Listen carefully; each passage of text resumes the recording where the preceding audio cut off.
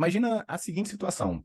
Você acabou de chegar, tá, no seu cargo, você fez o seu concurso lá, se preparou, deu tudo certo, foi muito bacana, você arrebentou na prova, acertou questões que sabia, acertou questões que chutou, tudo deu certo, os planetas se alinharam, e aí você finalmente foi convocada, foi convocado, entrou em exercício e chegou no seu órgão, dia 1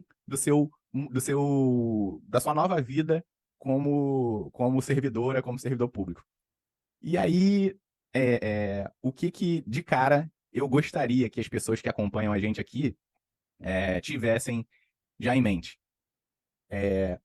Acho que o primeiro seria realmente um dos principais em níveis de importância, que seria o quê? O quanto que é fundamental no órgão que você vai ingressar, você já procurar saber ali, procurar se informar com as pessoas sobre a existência local de uma associação dos servidores ou de um sindicato dos servidores, que talvez seja ainda melhor, dependendo, né, das circunstâncias, porque a união dos servidores é fundamental, sabe? Infelizmente, no Brasil, o serviço público como um todo, sabe? Como um todo, é muito vilanizado, sabe? Muita coisa acaba virando culpa do serviço público, que nunca foi, quase sempre. Muita coisa é posta nas costas dos servidores públicos. Responsabilidades que a eles não deveriam ser atribuídas, no sentido de culpa, e muitas vezes querem que a gente pague a conta de dívidas que a gente não criou. Então, assim, é, você ter uma associação do órgão, de servidores do órgão que você está, um sindicato forte, principalmente, atuante, é extremamente importante. É extremamente importante. Eu não consigo ressaltar o suficiente o quão fundamental é você já se informar sobre isso e, na primeira oportunidade, já se associar e já se sindicalizar e já procurar estar por dentro das coisas das coisas de assembleia, de reunião, de votação, ver o que o sindicato está fazendo na prática, tá? Porque o serviço público, lato sensu, é atacado constantemente. Essa é uma realidade. E a gente que está dentro, olhando para fora, vive e tem a sensação de que a gente está o tempo todo em algum tipo de trincheira, lutando não só pelo serviço público de qualidade, mas pelo serviço público de qualidade que recompense essa qualidade que a gente quer tentar prestar.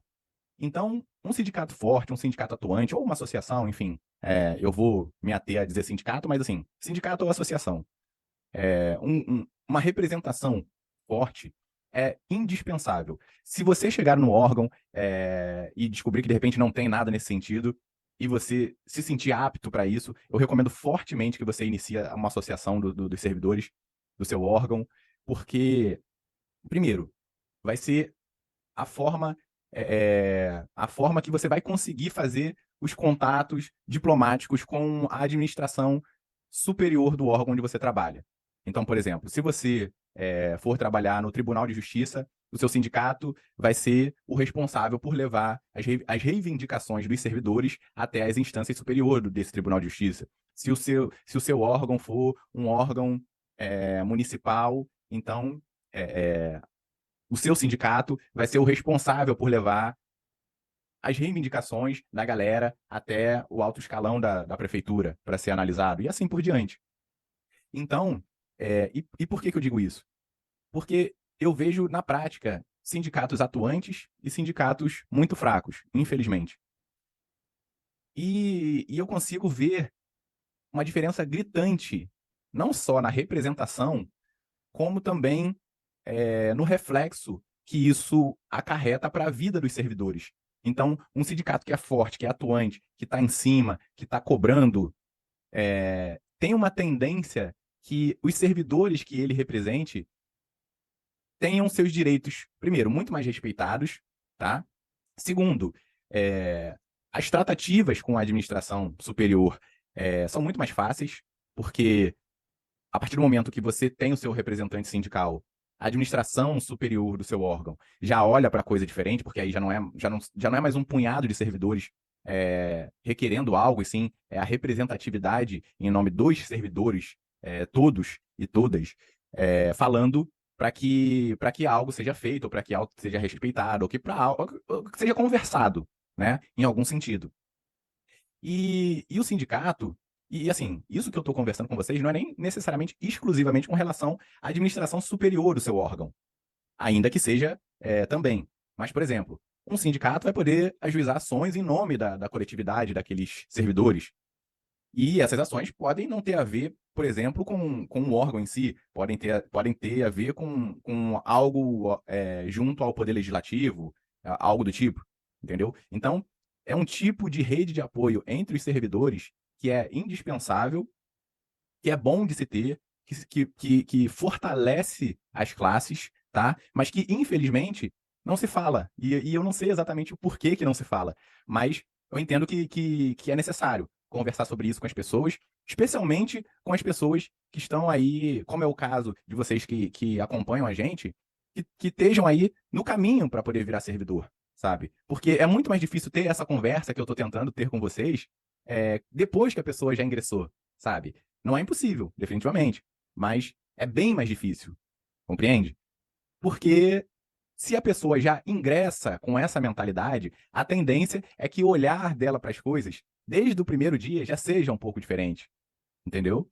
E aí ela já vai se antenar com as coisas que ela tem direito, ela já vai se antenar com os deveres dela, enfim, vai ser uma pessoa muito melhor instruída sobre boas práticas e vai ser uma pessoa muito mais consciente daquilo que ela tem direito e, e não menos importante, é, cria uma sensação de comunidade, né? Ou, se não criar, pelo menos fortalece um pouco, sabe? Diminui essa distância, diminui essa sensação de que é cada um por si, entende? Então, você chegando no seu órgão, seu primeiro dia, converse com os colegas. Olha, a gente tem um sindicato, a gente tem uma associação, já existe isso. Como é que funciona? Como que eu faço para me associar? Como que eu faço para me sindicalizar? Como que tá isso? Tem um site, não tem? Procura saber isso já no seu primeiro dia, porque essa coletividade é muito mais importante do que a gente tende a achar, tá? E, de novo, um sindicato fraco faz com que os servidores sejam muito banalizados, faz com que os servidores, eventualmente, em alguns órgãos, corram o risco de sofrer assim abusos inimagináveis. Eu conheço histórias assim de coisas pavorosas, porque ou os colegas não têm um sindicato, ou porque o sindicato é muito ruim, sabe? E é triste, porque isso desencadeia em servidores desestimulados, desencadeia em um trabalho que dificilmente vai ser prestado com o máximo de qualidade que poderia, e ninguém ganha com isso no final das contas, sabe? Nem o servidor ganha com isso, nem o público ganha com isso, nem a administração ganha com isso, o serviço público definitivamente não ganha com isso. Então, não é benefício para ninguém que os servidores não sejam respeitados e que o trabalho não seja feito da melhor maneira possível. É importante que a gente diga isso. Então, já se conscientize disso antes de você entrar, sabe? Porque a gente sempre conversa aqui, porque a única forma de você não entrar, de você não estar em um órgão já já, é se você desistir. Porque se você não desistir, inevitavelmente, em algum momento, mais ou menos próximo, você vai estar em um órgão, e aí eu vou querer muito que você se lembre desse papo que a gente está tendo hoje. Tranquilo?